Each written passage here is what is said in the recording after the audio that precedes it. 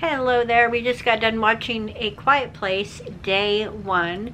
This came out in 2024. It is rated R. It is a sci-fi drama horror film.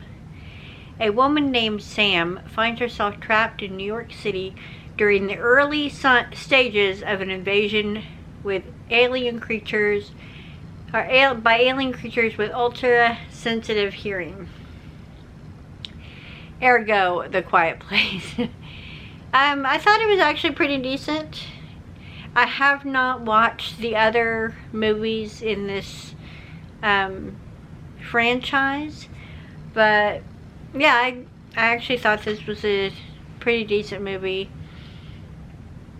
And I even liked the ending. I thought the ending was acceptable. Yeah, I agree.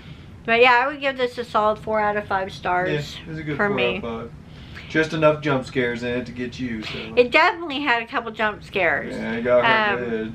I wouldn't say it was overly scary per se. No. It's more sci-fi, drama, suspense. But there is a couple jump scares, and they got me pretty hardcore.